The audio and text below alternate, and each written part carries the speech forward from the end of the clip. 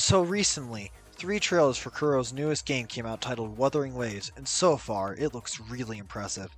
With a vast open world and entertaining combat, it looks like a great success to their previous game, Punishing Grey Raven. In this video, I will be doing an in-depth analysis of both of the story trailers and the gameplay trailer to see if we can take a guess at what both the story and the gameplay might be like. So buckle up, it's gonna be a long one. First of all, what does Wuthering Waves even mean, and what could it mean for the story of the game itself? According to Google, the word wuthering is defined as being characterized by strong winds, and the word waves is defined as a sudden occurrence of or increase in a phenomenon, feeling, or emotion. I believe this title relates to the game's story in some way, specifically what the phenomenon later in the trailer is, being a wind-like phenomenon that comes in suddenly in waves. But we'll get into the specifics more when they become relevant. Their calumet arrived without a sign. In this first sentence, the narrator mentions a calumet arriving without a sign. But what exactly is a calumet? The word calumet in French directly translates to calm. However, I do not believe this to be relevant to the story. For one, it just doesn't make a lot of sense in context, since there seems to be some sort of world-ending event going on, which is anything but calm. But also, the word calumet is capitalized in the trailer, suggesting it's a proper noun, and that it has something specific to do with the game's world. And for reasons I'll describe as they come up, it may be some sort of curse that causes the main character's bodies to fade away and transform. Or it could refer to the event we see destroying the land later in this trailer. A bit later, we can see the main character, whose name is confirmed to be Yan, running through a field before a large gust of wind blows and begins to start destroying the world around it. But before we get to see the world getting destroyed, there are 2 relevant things we can pull from the shot right after the gust of wind. Firstly, there seems to be a strange symbol on her chest, which also appears on her head and is relevant to later in the trailer. And second, one of her feathers falls off here. The fact that this happens right now makes me wonder if some sort of curse, possibly the calumet, is transforming her body and causing her to slowly fade. There will be even more evidence for this as we look deeper into both the story trailers. In the next shot, water and rock seem to be being pulled in by the wave, and the shot immediately after is weird, as the sand seems to gain ripples as if it's water, which is strange to say the least. After this, you can see some rocks in the background sticking out of the ground. If I had to guess, then that means this isn't the first time the wave hit this area, as soon after we can see it pulling in rocks out of the ground in a very similar way. This makes sense if the wave actually comes in sudden waves like I guessed from the title. Later, we can see an overhead view of Yan running as the camera pans down to her. Not much to say here, except that we can see some strange blue particles, although I have no idea what they could be. Yan then continues to run from the wave, and there's not much to note until the scene right after she falls. Here, you can see the sky begin to turn into water, likely due to the effects of the wave. And you can see it a bit better later when the camera goes into first person. If these really are the Wuthering Waves, it makes for a pretty literal interpretation. After this, she gets stopped at a cliff before getting hit by the wave, which knocks her hat away while the camera pans up to follow it, allowing us to once again see the sky turn to water. I will ignore the narration for now, as it will be much easier to summarize it all at once. After a quick shot of Yan's face, where you can once again see the same symbol as before on her forehead, the camera then pans down to her feet as the grass turns white from the wave. The camera then shows her gourd-shaped item, which starts beeping in reaction to something, and there's something interesting about the text on this item. But I will get to that near the end of this video, where I can talk about its implications better. After this, Yan seems to be hit by the wave again? Okay, so here I don't think she's actually entering the wave again. Despite the fact that it uses a similar effect, you can actually see the monster from inside the wave, as well as a bit of the inside a moment before, reflecting in Yan's eye, suggesting that she is already inside. In fact, I'd argue the item beeping earlier was in reaction to whatever happens to her here, and not the wave itself, as I'm pretty sure you can tell when you are close to or inside of one, so having something tell you that seems a little bit redundant to me. Either way, you can then see her seem to have the world's worst headache coming from the symbol on her head, although, oddly, nothing seems to be happening with the one on her chest. Also in this scene, you can see half of her hair turning into feathers, which, due to how unnatural it looks, helps support my theory that this is the result of the aforementioned calumet, and I wouldn't be surprised if the symbol on her head and chest and the wave itself also have something to do with it. After Yan Yan's pain subsides, the camera pans out to show the entire inside of the wave, which contains monsters, floating rocks, and a strange light. What is dead will stay buried. Except nothing ever truly dies. To me, this seems to suggest that the monsters in the wave may be some kind of ghost or zombies. And with the context of the site PV, this becomes even more likely. But we'll get to that when we get to the PV. Which part of you will you save? This seems to imply Yan Yan is split somehow. Maybe her body and soul, maybe two personalities, I don't know. There is also a possibility that this applies to more than just her, maybe even all of the playable characters. Maybe a split could even be part of the calumet itself. What is left untouched by all this pain? Let the echo be heard. These just seem to be your average dramatic trailer lines, so I don't think there's much to say about this, except for the somewhat awkward delivery of the second line. It's still miles better than those old PGR Global trailers, though. Miss Luna, once again, she's nowhere to be found. They're not your members. Your members have everything can no longer go back. And that's pretty much it for the CG trailer. There's a few things I'll come back to later, but for now, let's move on to the PV that plays on the Chinese site. And thank you to Rexlent for translating this trailer. I will put a link to his video in the description. 第一声悲鸣响彻大地之时，没有人真正重视过，直至婴儿啼哭渐弱，生命回响断绝。 This line seems to mean that though the signs were obvious for a long time that disaster was incoming, people chose to ignore them until things got really bad. Which is, yeah, that is definitely the thing that I can certainly see people doing. For sure. Anyway, that aside, in the images here you can see several monsters appearing, as well as rocks jutting out, the sky turning to water, and potentially the light from before, suggesting that this is in fact inside the wave. 苍白的祈祷与无奈的呐喊，化作吸引异种的无解之音。 If I had to make the incredibly easy guess to make, the monsters we've been seeing are these so-called hetero beings, and so I'll refer to them as such for the remainder of the video.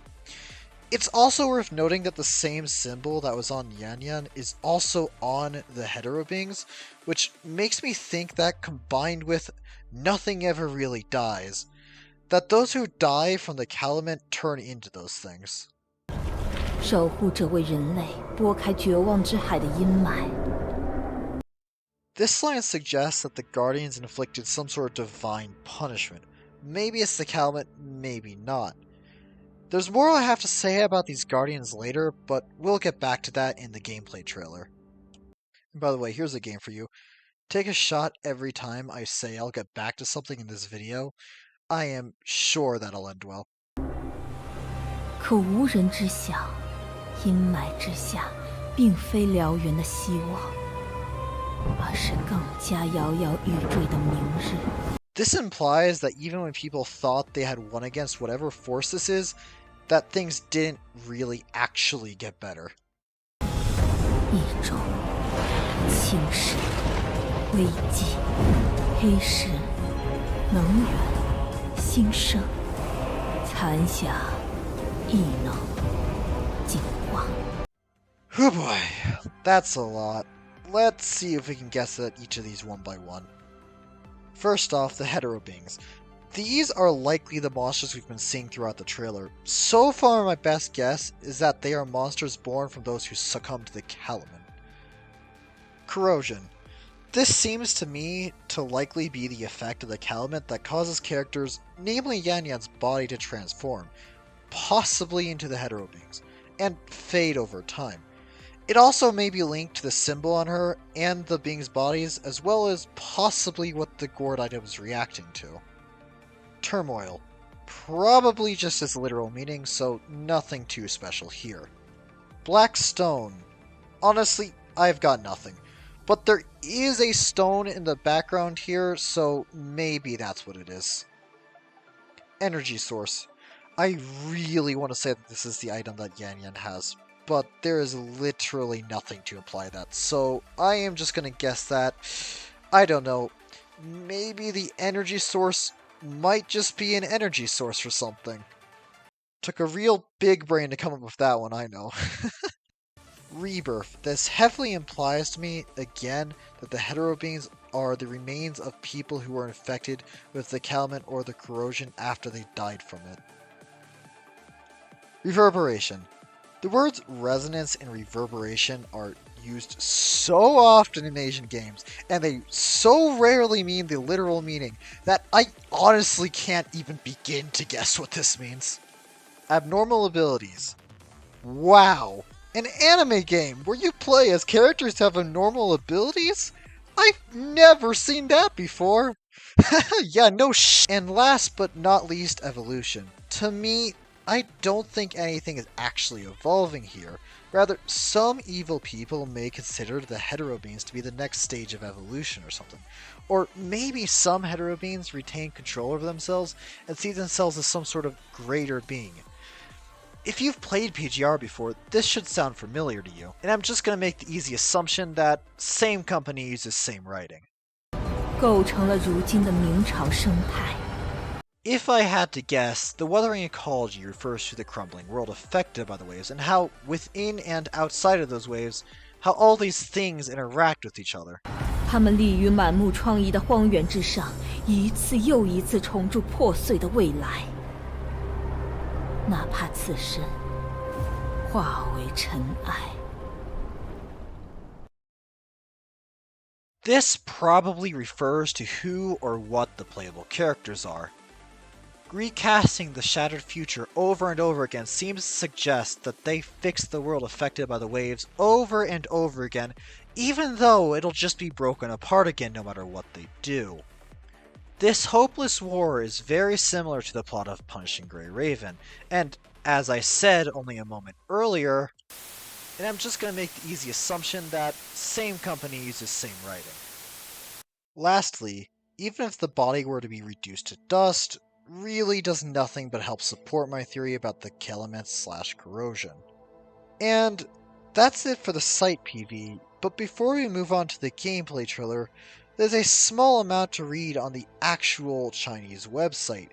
Do keep in mind, however, that it is machine translated, so some of the stuff may make no sense or just actually be wrong. Even if the disintegrating Earth is no longer stable. This probably refers to the waves coming in and tearing up the world on likely a pretty regular basis. Scars will still grow at a tenacious will.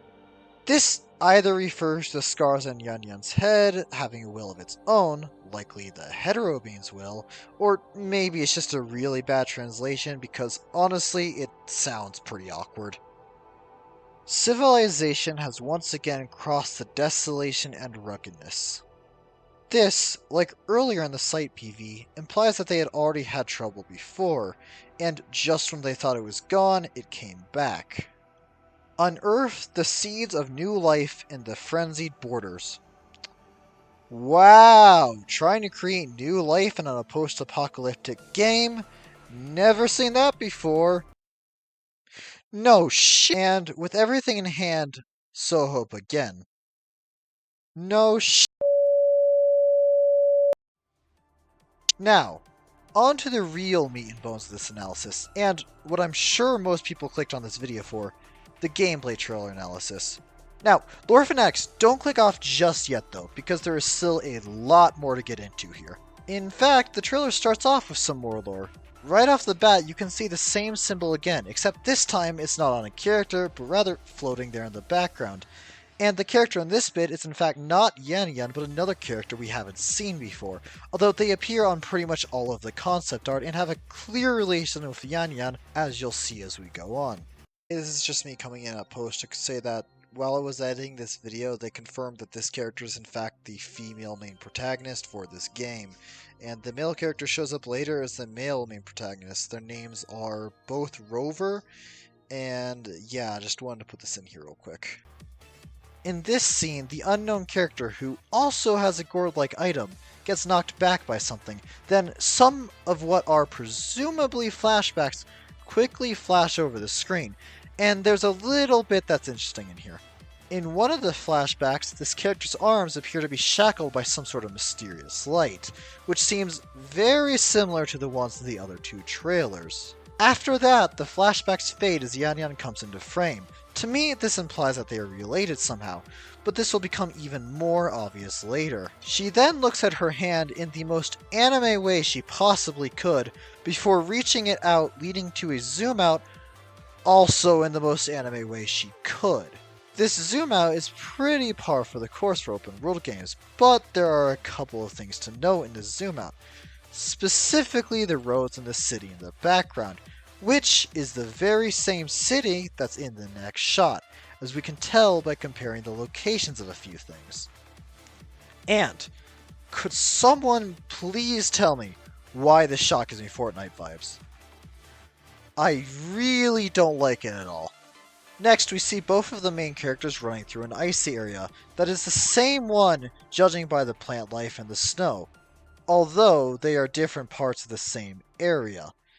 In the other MC's clip, you can see some electricity in the background, which will probably either damage you or give you a status effect if you touch it. The trailer then transitions to a clip where you can see some NPCs in the background, and whilst it could be the fault of the motion blur, they don't appear to have faces, which makes me think you might not be able to talk to them.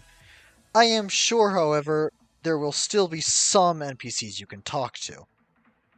This clip also shows a few different movement options you have, specifically wall running, wall jumping, the signature Breath of the Wild style gliding, an air grappling hook, and a double jump, although due to the effects, I wonder if this is some sort of character exclusive skill.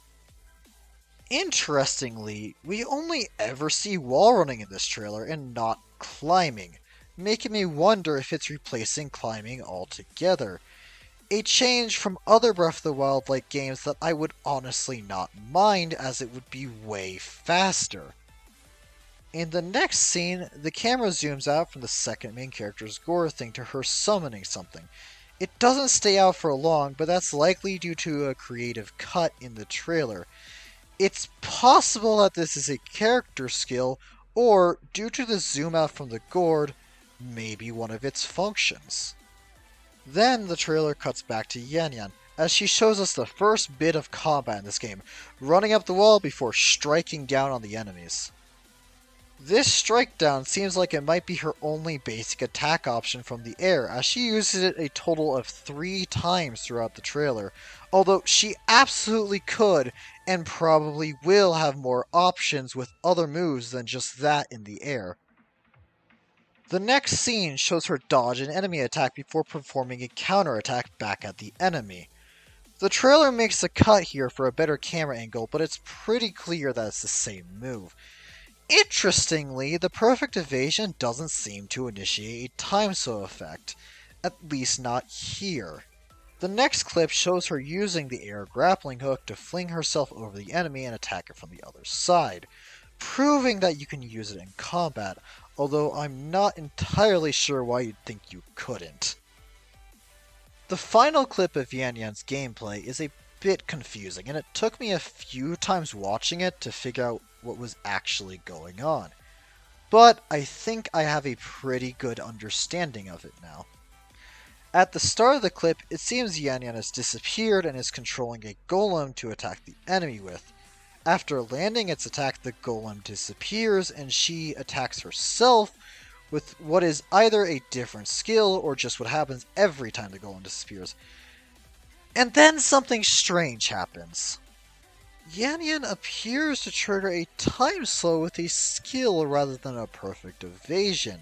You can see something drop below the enemy when the golem deactivates and the other skill or deactivation attack activates, and then it explodes and causes a time slow right as Yan Yan's aerial attack lands.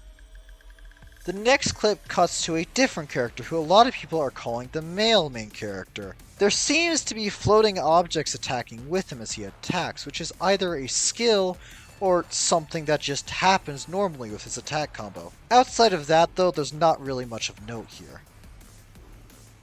The next character shown is much more interesting, as we get some combat footage of the other female main character fighting a hetero being in the same area as the beginning of the trailer.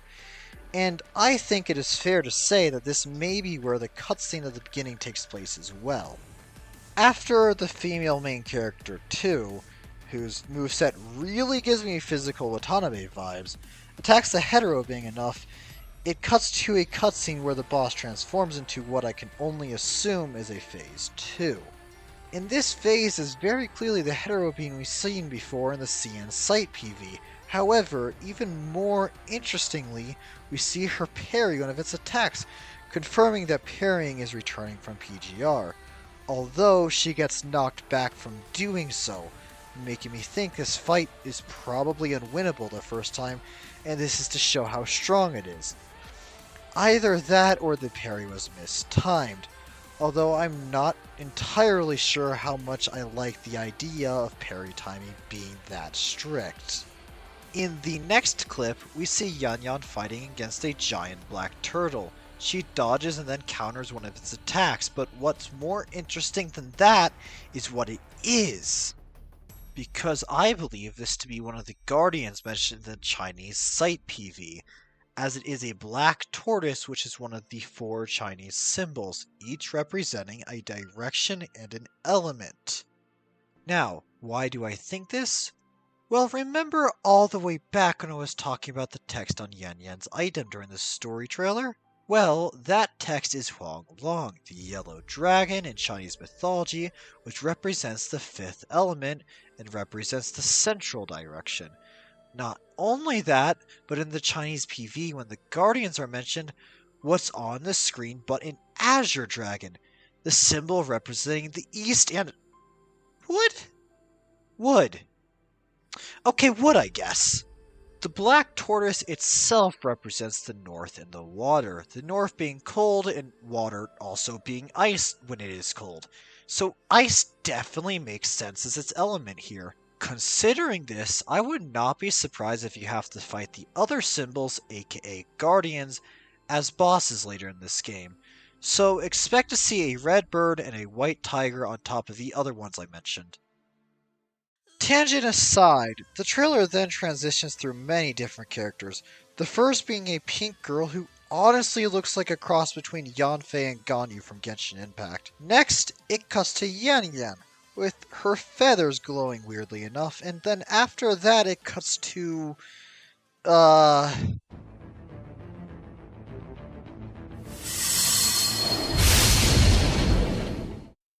Best girl. After that it cuts to a lolly who very clearly is wind element, before finally finishing with the other main character who for just a few frames you can see has the very same symbol as Yan Yan on her back, showing that, once again, the two are related in some way. And whilst I was working on the initial notes for this video, a friend on Discord suggested to me that she may even be the other part of Yan Yan that was mentioned in the story trailer. Which part of you will you save? However, at this point, this is all just speculation. Either way, The second main character then cuts the screen ending the gameplay trailer, as well as this video. Thank you so much for watching. If anyone has any ideas about any of this, please don't hesitate to put them in the comments below, and I will consider making a follow-up video to this one. And if any new information releases, I will try to cover it in the future. If this video does well enough, I have half a script for a PGR review video ready, and I may consider finishing that and uploading it. But for now, that's the end of this video, and I will see you guys next time.